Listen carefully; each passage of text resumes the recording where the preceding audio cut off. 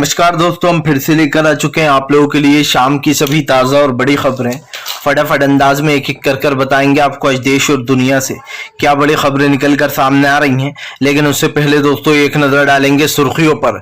प्रधानमंत्री नरेंद्र मोदी के ऊपर गरजे राहुल गांधी, बोले देश में युवाओं ने चुन लिया है अपना भविष्य। जी हां, कांग्रेस बनाएगी अब युवा का भविष्य। वहीं पर अगली बड़ी खबर में हम आपको बताएंगे दोस्तों असदुद्दीन ओवैसी का बीजेपी के ऊपर बड़ा हमला, बोले देश में महंगाई, गरीबी और बेरोजगारी को छोड़कर प्रधानमंत्री फिल्में प्रमोट करते हैं। वहीं पर अगली बड़ी खबर में हम आपको बताएंगे दोस्तों, दरअसल आपको बताते चले डीके शिव कुमार वाले दाव से बौखलाई गोदी मीडिया। आपको बता दें दोस्तों, सिद्धरमैया को जो सीएम बनाया गया है वो बड़ी ही सोच समझ कर बनाया गया है। बताएंगे क्या गणित है आखिरकार इसका। वहीं पर अगली बड़ी खबर में हम आपको बताएंगे दोस्तों, दरअसल आपको बता दें जातीय जनगणना पर लगी रोक तो भड़क गए नीतीश कुमार, बोले बीजेपी डरती है जातीय जनगणना से। दरअसल आपको बता दें 3 जुलाई तक के लिए इस मामले को टाल दिया गया है। वहीं पर अगली बड़ी खबर में हम आपको बताएंगे पश्चिम बंगाल में द केरल स्टोरी पर हटा बैन, भड़क गई ममता बनर्जी, बोले फिल्म फैला रही है, नफरत इसलिए किया गया था बैन। बताएंगे ममता ने बैन हटने पर क्या बोला है। वहीं पर अगली बड़ी खबर में हम आपको बताएंगे जेडीयू नेता का बाबा बागेश्वर के ऊपर बड़ा हमला, बोले फिलहाल देश को बांटने की कोशिश की जा रही है, नफरत फैला रहा है बाबा बागेश्वर, फिर से भड़क गए हैं तेज प्रताप।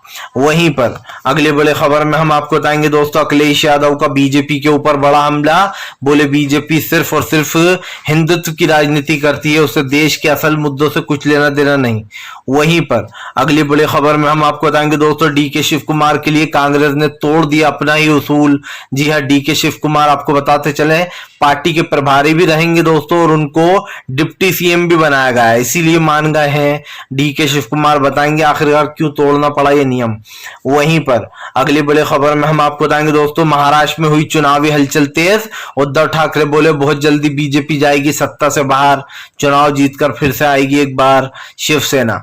तो सारी खबरें दोस्तों फटाफट अंदाज में देंगे, एक एक कर देंगे। फिलहाल खैर चलिए बढ़ते हैं सबसे पहले और सबसे बड़ी खबर की ओर। दरअसल दोस्तों आपको बताते चले कांग्रेस ने खेल दिया दाव, भारतीय जनता पार्टी और गोदी मीडिया को लगा बड़ा झटका। दरअसल दोस्तों बीजेपी और गोदी मीडिया सोचती ही रह गई, इससे पहले कांग्रेस ने अपना खेल कर डाला। आपको बता दें सिद्धरमैया को जो है वो कर्नाटक का सीएम चुन लिया है, ये तो मैंने आपको कल ही बता दिया था।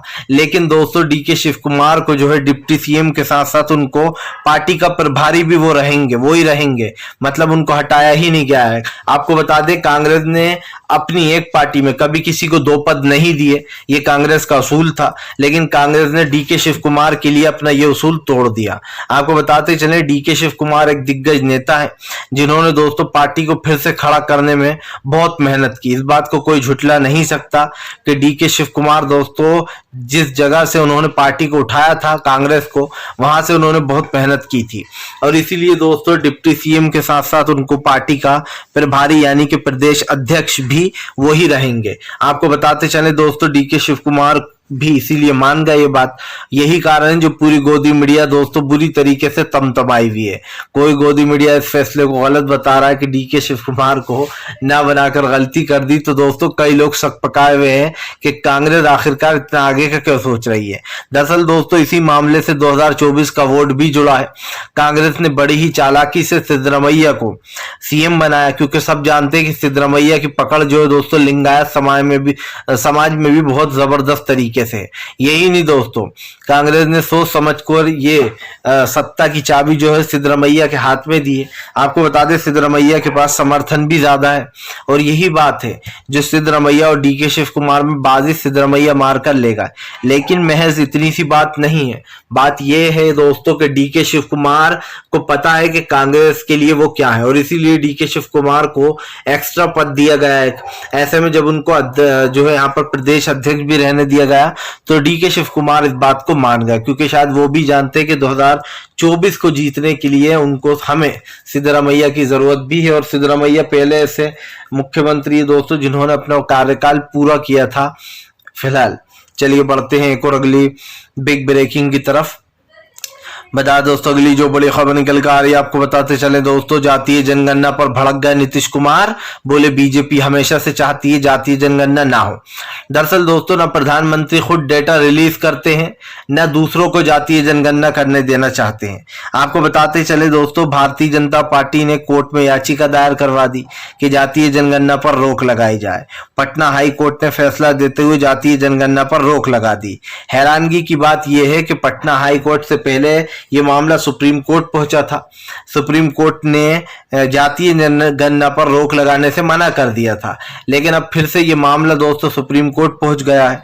पर हैरानगी की बात यह कि सुप्रीम कोर्ट ने इस पर सुनवाई करने से अभी मना कर दिया है। आपको बताते चले, सुप्रीम कोर्ट ने दलील देते हुए कहा कि फिलहाल ये मामला अभी पटना हाई कोर्ट में निलंबित है और इसमें 3 जुलाई को फैसला आना है। हम इस सुनवाई इसकी 3 जुलाई के बाद करेंगे, यानी कि 14 जुलाई को। आपको बताते चले दोस्तों, तब तक इस मामले को टाल दिया गया है, क्योंकि बताया जा रहा है कि जब तक पटना हाईकोर्ट अपना अंतिम आखिरी फैसला नहीं देगा 3 जुलाई को, तब तक जो यहाँ पर कोई सुनवाई नहीं होगी। मतलब ये दोस्तों कि 14 जुलाई को इसकी सुनवाई होगी और 14 जुलाई को फैसला लिया जाएगा कि जातीय जनगणना कंटिन्यू रहेगी या फिर नहीं रहेगी। इसके ऊपर नीतीश भड़क गए। नीतीश का कहना है कि बीजेपी और विपक्ष के कुछ नेता हैं जो नहीं चाहते कि फिलहाल जातीय जनगणना हो। अब विपक्ष का दोस्तों वो तो वही है जो बीजेपी के संगठन है। सबसे बड़ी बात यह कि जातीय जनगणना का डेटा खुद सरकार के पास भी 2021 का पड़ा है, अब तक उसको रिलीज नहीं किया गया, बताया नहीं गया कि आखिरकार किसकी क्या संख्या है। आप बीजेपी की शान पट्टी देखिए। बीजेपी बड़ी चालाकी से कहती है कि देश में मुसलमानों की संख्या बढ़ रही है, लेकिन वो जातीय जनगणना का डेटा रिलीज नहीं करना चाहती, यानी कि अपडेट नहीं करना चाहती। क्यों नहीं करना चाहती? क्योंकि दोस्तों लोगों को पता चल जाएगा कि एक्चुअल में मुसलमानों की संख्या क्या है, दलितों की संख्या क्या है, हिंदू भाइयों की संख्या क्या है और जितने भी जात पात के लोग हैं उनकी संख्या क्या है। क्योंकि बीजेपी की ये पोल खुल जाएगी, जो बीजेपी बार बार कहती है कि देश में मुसलमानों की संख्या बढ़ रही है। मैं आपको लिख के दे सकता हूं, बढ़ तो नहीं रही होगी, उल्टी कम हुई होगी। इसीलिए बीजेपी इस डाटा को रिलीज नहीं होने दे रही है। चलिए बढ़ते हैं एक और अगली बिग ब्रेकिंग की तरफ। बता दोस्तों अगली जो बड़ी खबर निकल कर आ रही है आपको बताते चले, असदुद्दीन ओवैसी का फिर से बीजेपी के ऊपर बड़ा हमला। बोले देश के प्रधानमंत्री को गरीबी, बेरोजगारी, महंगाई से कुछ लेना देना नहीं है। इस देश के प्रधानमंत्री फिल्म प्रमोटर बन गए, वो फिल्मों को प्रमोट करते फिरते हैं जगह जगह। दरअसल दोस्तों प्रधानमंत्री ने सबसे पहले द कश्मीर फाइल्स को प्रमोट किया और उसके बाद प्रधानमंत्री की जो बची कुची कसर थी तो उन्होंने द केरल स्टोरी को दोस्तों भरे मंच से प्रमोट कर डाला। सवाल ये उठता है कि प्रोपेगेंडा फिल्मों को नरेंद्र मोदी बढ़ावा क्यों देते हैं? आप समझिए, इस देश का प्रधानमंत्री अगर एक झूठी और प्रोपेगेंडा फिल्म को बढ़ावा दे, इसका मतलब साफ है कि आप अपने पद की गरिमा को भूल चुके हो या फिर आप इस पद की रिस्पेक्ट नहीं करते। क्योंकि दोस्तों आप भी जानते, अगर प्रधानमंत्री इस पद की रिस्पेक्ट करते तो वो कभी भी एक प्रोपेगेंडा फिल्म को जो है यहाँ पर प्रमोट नहीं करते। द केरल स्टोरी में बताया गया है कि जो मुस्लिम है वो हिंदू लड़कियों का धर्म परिवर्तन करके उनसे शादी करते हैं और फिर बाद में उनसे बच्चे पैदा करवाते हैं। लेकिन दोस्तों ये कहानी महज एक फर्जी है, क्योंकि कहानी में बताया गया है कि 31,000 लड़कियों का केरल में धर्म परिवर्तन कराया गया। जबकि दोस्तों एनआईए की, हमारे भारत की आप समझिए एजेंसी एनआईए कहती है कि सिर्फ 3 लोगों का धर्म परिवर्तन हुआ, 3 महिलाओं का। उसमें से भी दोस्तों एक जो है वो क्रिश्चियन है और 2 हिंदू महिलाएं हैं। सवाल ये नहीं है दोस्तों कि 31,000 हो या 3 हो, धर्म परिवर्तन किसी का नहीं होना चाहिए। लेकिन दोस्तों आप समझिए, फिल्म में इतना बड़ा झूठ बोला गया तो जाहिर सी बात से देखने वाले लोग सोचेंगे कि इसमें कुछ तो सच्चाई होगी, चलो देख कर आते हैं। और इसीलिए फिल्म के प्रोड्यूसर से आखिरी तक पत्रकारों ने पूछा कि आप कैसे कह सकते हैं कि 31,000 लड़कियों का धर्म परिवर्तन किया गया, उनको हिंदू से मुस्लिम बनाया गया है। तो दोस्तों प्रोड्यूसर के पास कोई जवाब नहीं था। जाहिर सी बात है, आप सिर्फ अपनी एक मानसिक कल्पना पर इस फिल्म को बना रहा हो, 3 को आपने 31,000 कर दिया तो इसका मतलब बेसिक मतलब क्या हुआ? फिलहाल चलिए बढ़ते हैं एक और अगली बिग ब्रेकिंग की तरफ। बता दोस्तों अगली जो बड़ी खबर निकल कर आ रही है, आपको बताते चले अखिलेश का बीजेपी के ऊपर बड़ा हमला। बोले भारतीय जनता पार्टी राजनीति करती है सिर्फ धर्म की। आपको बता दें अखिलेश ने कहा कि बीजेपी बेईमानी से जीती है और इस बेईमानी की जीत को हम श्रेय नहीं देंगे। अखिलेश यादव ने कहा कि बीजेपी की पुरानी आदत रही है वो बेईमानी से जीतकर जश्न मनाती फिरती है इधर उधर। अखिलेश यादव ने कहा कि एक भी बार प्रधानमंत्री नरेंद्र मोदी और बीजेपी और खास कर योगी आदित्यनाथ ने बेरोजगारी, गरीबी और महंगाई के बारे में एक भी बात नहीं की। ये जब भी आते हैं तमंचे और कट्टों की बात करते हैं। कभी कहते हैं हमने यहाँ से गैंगस्टर को हटा दिया, कभी कहते हैं कि हमने बाहुबलियों को मिटा दिया, मिट्टी में मिला दिया, लेकिन कभी भी देश के मेन मुद्दों पर बात नहीं करते। दोस्तों बीजेपी की राजनीति का पैटर्न यही है। कांग्रेस हमेशा मुद्दों पर बात करती है, बीजेपी के मुद्दे थे हैं हिंदुत्व के। वो हमेशा मंदिर मस्जिद या फिर दोस्तों धर्म परिवर्तन या फिर जो है बच्चा नियंत्रण कानून, बस इन मुद्दों पर बात करती है जिसमें मुसलमानों का जिक्र हो।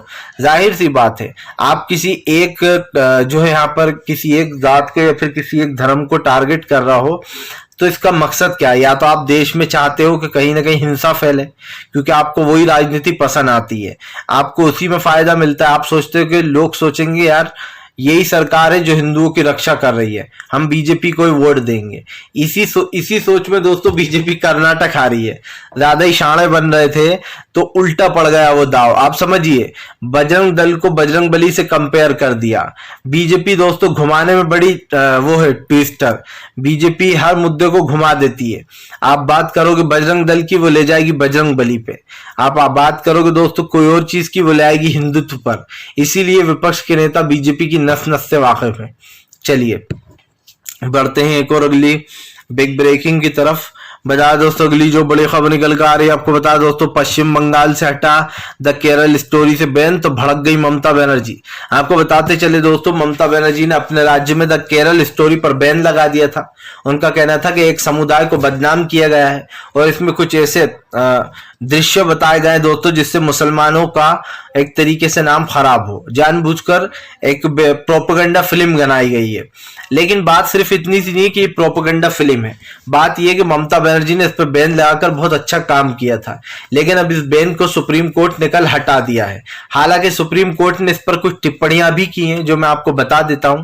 सुप्रीम कोर्ट ने इस पर फैसला सुनाते हुए कहा कि फिलहाल हम इस पर से बैन हटाते हैं, लेकिन जब कपिल सिब्बल ने कहा कि इस फिल्म में कुछ ऐसे डायलॉग हैं जो कि एक समुदाय को ठेस पहुंचाते हैं, जैसे कि एक मौलवी कहते हैं कि फिलहाल हिंदू लड़कियों का धर्म परिवर्तन करो, उनको प्रेग्नेंट करके उनसे बच्चे पैदा करवाओ। ये दोस्तों आप समझिए एक समुदाय को बदनाम करने की साजिश है। कोई भी मौलवी ऐसा नहीं कहता कि किसी लड़की का धर्म परिवर्तन कराओ या फिर उसके साथ ऐसा करो। सबसे पहला रीजन दोस्तों। दूसरा, इस फिल्म में दोस्तों एक और डायलॉग है जहां पर बोला गया है कि काफिरों के ऊपर जब तक तुम थूकोगे नहीं तब तक जो है यहाँ पर हमारा कुछ ऐसे ही डायलॉग है। लेकिन आप समझिए कौन सा मौलवी कहता है मुसलमानों से कि जाकर किसी और धर्म के इंसान पर थूक दो, वो काफिर है। ये भी डायलॉग दोस्तों इसमें इसका भी जिक्र किया गया। जब कपिल सिब्बल ने ये डायलॉग सुनाया तो चीफ जस्टिस जो है उन्होंने कहा कि क्या ये डायलॉग फिल्म में है, तभी कपिल सिब्बल बोलते हैं कि हाँ ये डायलॉग फिल्म में है। और उसके बाद चीफ जस्टिस बोलते हैं कि फिर हम इस फिल्म को देखेंगे, तब तक इसके ऊपर 18 जुलाई तक के लिए इस पर रोक लगी हुई है। उन्होंने कहा कि हम इसको खुला बढ़ावा नहीं दे सकते ओटीटी पर। हालांकि बंगाल में जो बैन लगा था उसको हटा दिया है, लेकिन ओटीटी पर जो रिलीज की बात की गई है उस पर अभी बैन लगा हुआ है। 18 जुलाई को उस पर सुनवाई होगी, क्योंकि और भी वकील थे जिन्होंने मुस्लिम धर्म से जुड़े हुए वकील थे। उन्होंने बताया कि इस चीज में क्या क्या डायलॉग मारे गए हैं और कैसे एक मुस्लिम समुदाय को बदनाम करने के लिए प्रोपेगेंडा फिल्म तैयार करवाई है भारतीय जनता पार्टी ने। फिलहाल चलिए बढ़ते हैं एक और अगली बिग ब्रेकिंग की तरफ। बता दोस्तों अगली जो बड़ी खबर निकल कर आ रही, महिला पहलवानों के समर्थन में उतरे रणदीप सुरजेवाला। बोले फिलहाल जानबूझकर बचाया जा रहा है बृजभूषण को, बृजभूषण एक राक्षस है। आपको बताते चले दोस्तों महिला पहलवानों ने बृजभूषण जो कि बीजेपी का ही एक कद्दावर नेता है उसके ऊपर यौन शोषण के आरोप लगाए थे। महिला पहलवानों का कहना था कि जो बृजभूषण है वो उनके साथ बुरा व्यवहार करते हैं, यही नहीं वो गलत तरीके से उनको टच भी करते हैं, मतलब गले लगाकर या फिर जो भी है उस तरीके से उनको टच करते हैं और उनके साथ यौन शोषण करते हैं। जिसके मामले में आपको बताते चले ब्रिजभूषण के ऊपर 2 एफआईआर दर्ज की गई, वो भी कब, जब सुप्रीम कोर्ट ने बहुत जोर दिया उसके बाद बीजेपी के नेता के ऊपर दिल्ली पुलिस ने बड़ी ही, आप समझिए, बेशर्मी से 2 एफआईआर दर्ज की। समझ में ये नहीं आता, एक जो एफआईआर थी दोस्तों वो पॉक्सो एक्ट में थी। जब किसी के ऊपर पॉक्सो एक्ट पर एफआईआर होती है दोस्तों, तो पॉक्सो एक्ट का मतलब होता है कि उसको तुरंत उसी वक्त उसकी गिरफ्तारी होती है। लेकिन यहां पर सवाल 2 उठते हैं। पहला तो ये कि पॉक्सो एक्ट लगने के बाद भी आपने ब्रिजभूषण को गिरफ्तार नहीं किया।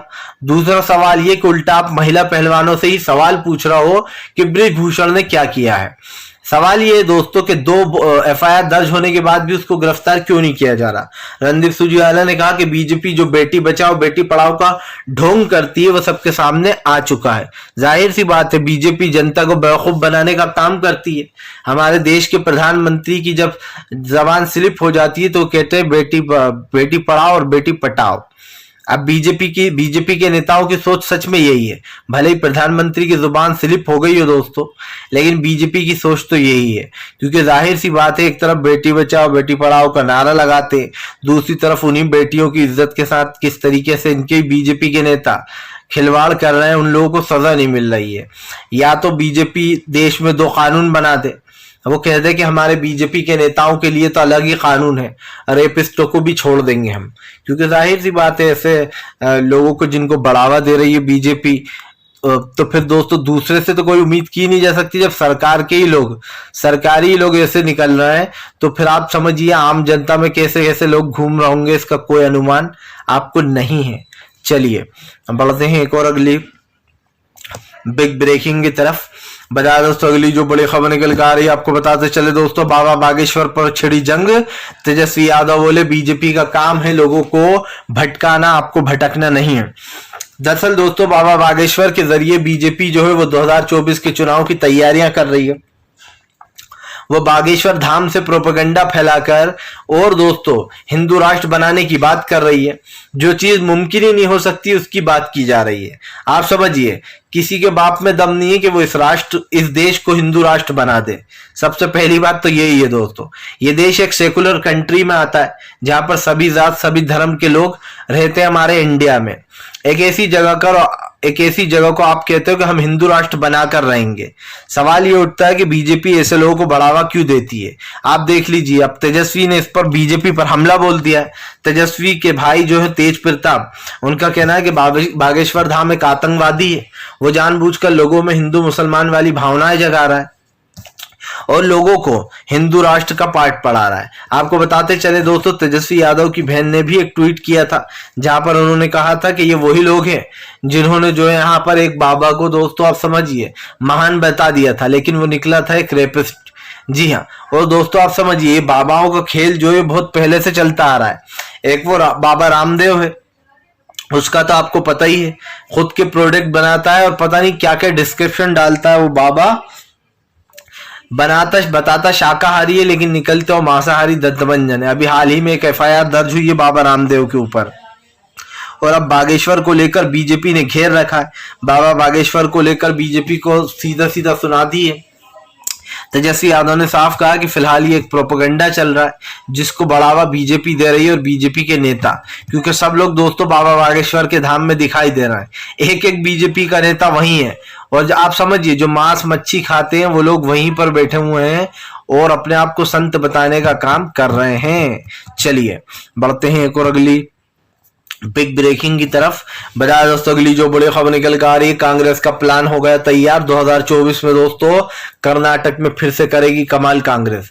दरअसल दोस्तों इस बार कांग्रेस कोई कमी नहीं छोड़ना चाहती। वो नहीं चाहती है कि 2024 में कोई भी खेल बिगड़े। इसीलिए दोस्तों सिद्धरामैया को सीएम की कुर्सी दे दी गई तो डीके शिव कुमार को 2 पद दे दिए गए अपना ही उसूल तोड़कर। और यही कारण है दोस्तों जो अब बंगाल की जो स्थिति है वो बदलने वाली है। क्योंकि आपको बताते चले लोकसभा चुनाव के लिए कांग्रेस ने पूरी तैयारी कर ली है और वो लोकसभा चुनाव में बीजेपी को शिकस्त भी देगी। सबसे बड़ी बात ये दोस्तों लोकसभा चुनाव बहुत जरूरी है क्योंकि ये तय करेगा कि ये देश अब लोकतंत्र से चलेगा या फिर बीजेपी की तानाशाही से चलेगा। आप देश के सारे जितने भी कानून है उसकी धज्जियां उड़ा रहा हो, आप लोकतंत्र को की धज्जियां उड़ा रहा हूँ, लोगों को बोलने नहीं दे रहा हूँ, देश की सारी संपत्तियां गिरवी पड़ी हुई हैं अडानी अंबानी के पास। तो अब ये दोस्तों निशार देश तय करेगा कि 2024 किस ओर जाएगा। फिलहाल वीडियो अच्छा लगे तो लाइक कीजिएगा, चैनल पर पहली बार आए सब्सक्राइब कर लीजिए ताकि ऐसे वीडियो दोस्तों आपको आगे भी